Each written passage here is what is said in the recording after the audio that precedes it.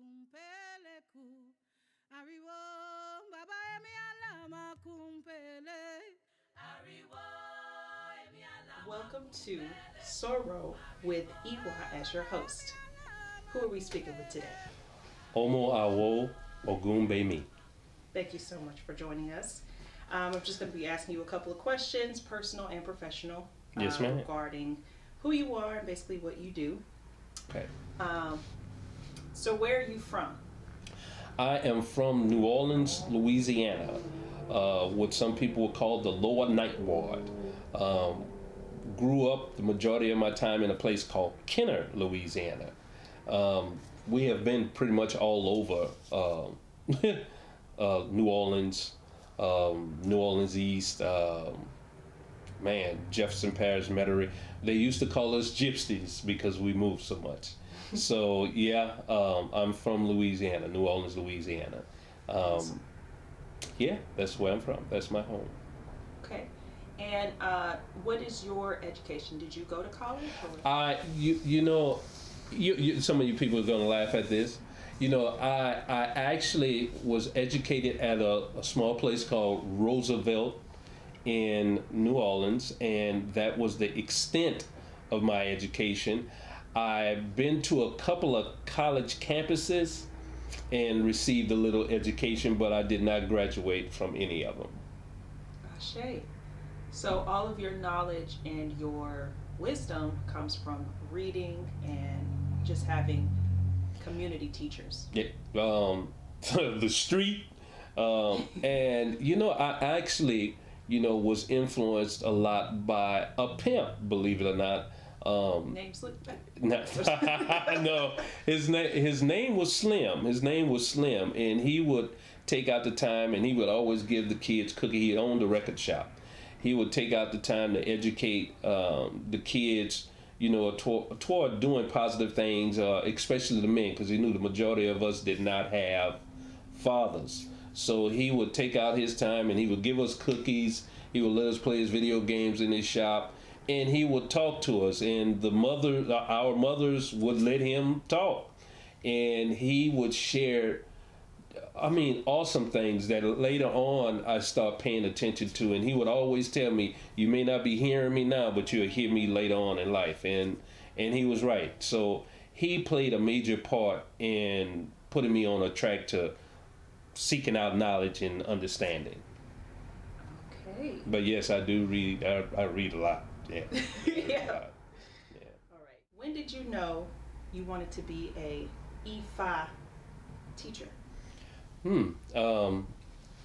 When I began to study African cosmology, it was like a lot of people was being were being placed in my path. You know how the old saying goes, when the student is ready, the teacher will appear.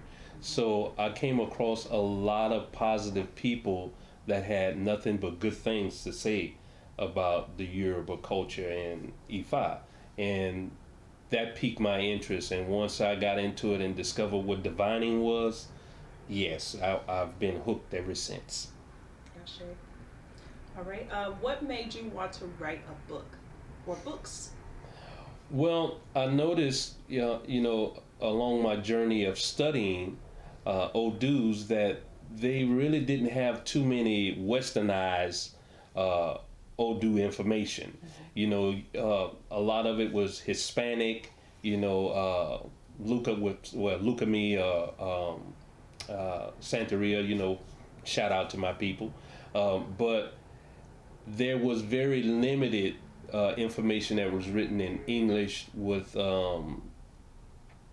just westernized interpretation for people to understand in their everyday life.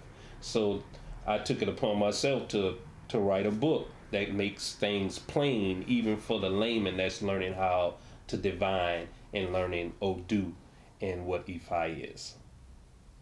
Okay, Ashe. Another question: What gave you the motivation to do what you do? When you cast and write books, what tells you, hey, I'm going to do this? Well, when you get into Ifa, the first thing that you're going to come across is a Babalawo, and one divined for me. And, when he divined for me, he told me of all the gifts that I already have been exercising, and I didn't tell anybody about it, but he told me, and, he told me because Ifa revealed it unto him. Mm-hmm. And that made me really begin to develop my gifts based on the information that he gave me from Ifa. And so that made me really want to divine, and to whomever wanted to learn how to divine, want to teach, want to share it with them, because it really helped me work on my character. Mm. Okay. Another question would be, who would you say is your mentor, or you have learned from the most?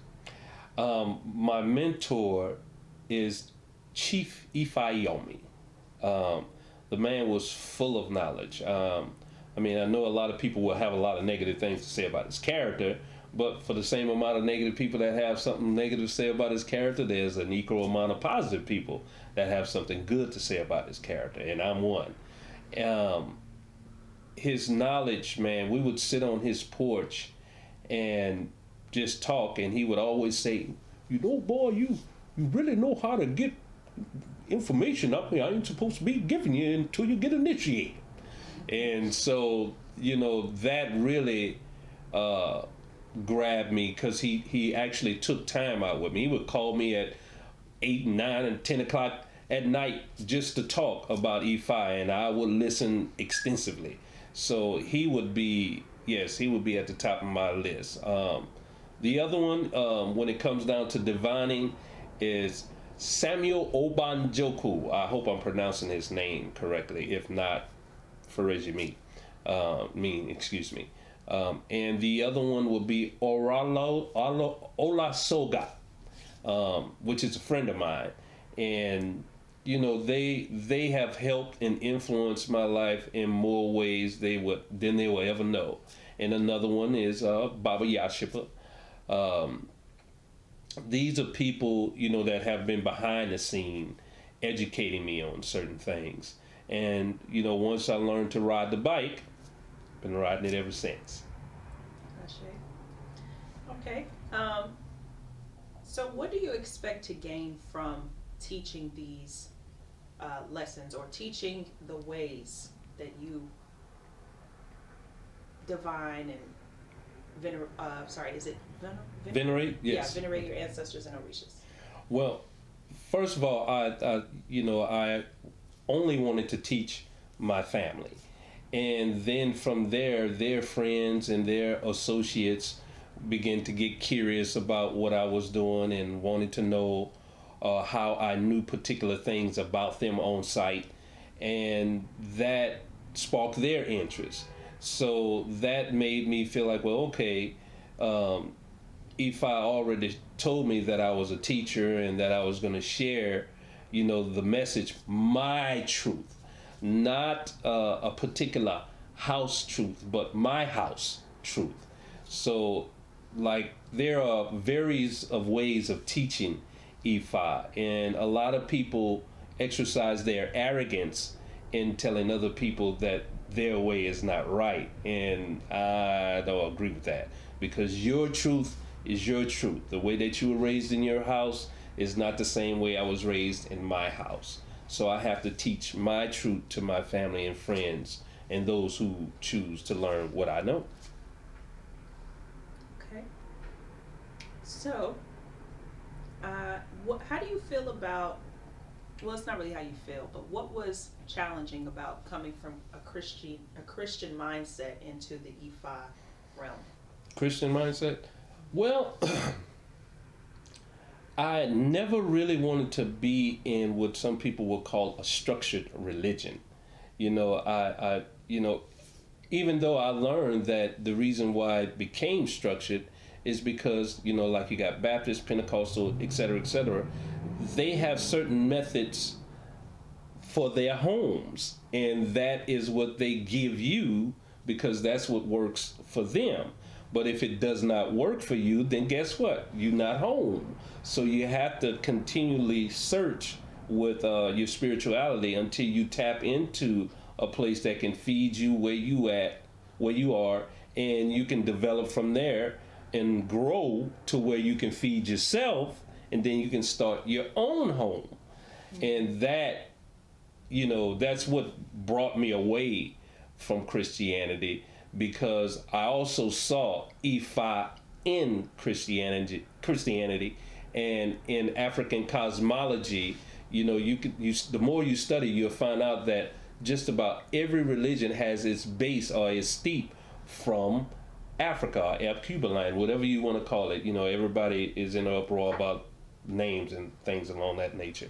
But whatever you want to call it, the people, our spirituality has influenced everybody. So I saw Christianity, I saw Ifa in Christianity, and all of the African principles that we have, I saw based on whatever religion I was seeking at that time, be it Christianity, Muslim, even 5%ers. So I saw the spiritual principles, and that's what made me gravitate more to Ifa. I think I answered that question. Yes, it sounded like I was a politician on that one. Yeah. No problem. So, I know you've spoken about astrology in the past. So, are you going to write any astrology books or include astrology in your practice? That is a good question, young lady. Yes, I am. I am currently just about finished with a book on astrology, where I take what some people will call zodiac signs. I show how the orishas are actually the foundation of the information that people actually are following. It's just been tainted through Greek and different mythologies, but the science, like this month itself is what people, December, some people will call it Sag month, but this is Obatala's month. So in this book, I'll be able to show you the energy, the principles and concepts that are influencing your life, that have molded the character that you are today, based on the orishas, whether it be in E-Ray or EB, balance or unbalanced. I'll be able to show you in this book, it has a lot of psychology in it, how to bring balance to your thinking and exercise good character based on the month and orisha of that month you were born under. Now, that's not to say it's the same as being crowned with an orisha, or having going to see a licensed babala with integrity to tell you what orisha owns your head, be it female or male. But this is just to take the month itself that you were born, and to show you the power of that energy, of that orisha. I don't care if you were born with Ogun over your head, meaning you go see a licensed babala and they tell you, oh, you've been crowned with Ogun, or you were born with Ogun as your guardian. If you were born in the month of Sagittarius, what some people call it, or born in the month of Obatala, then I'll be able to show you how Obatala will influence your decisions as being born with Ogun over your head, or being crowned with Ogun over your head. Awesome. Ashe. I will be reading that. Ashe. Thank you. What is... Look forward to sending a copy to your show. No, seriously. Yes, Thank you. Okay. What is the biggest lesson from this experience, from when you first opened your eyes to the Ifa practice to now? To learn about time, that past, present, and future all are one. That has influenced my life more than a lot of people will ever know. It has helped me deal with trauma. It has helped me deal with my character. And it helps me deal with people in general. Just knowing that past, present, and future is now. I thank Ifa for that. Rashe. Rashe. Last question. What are you doing next? Next, I'm going to be doing lectures, promoting my book on astrology, but it is really it's an astrology book, but it's dealing with psychology. to help people deal with the trauma that is in their life based on when they had an unbalanced life or based on someone abusing them. You know, there's always a way out of any situation or a way inward, I like to say, to exercise good character and for you not to continually dwell in something that is hindering you manifesting a positive character to people. Ashe. That's right. Well, that is all the questions I have for you today. That's And right. I truly enjoyed your presence here. Thank you so much Gratitude. for joining us on Soro with Eva. I say, Modupe.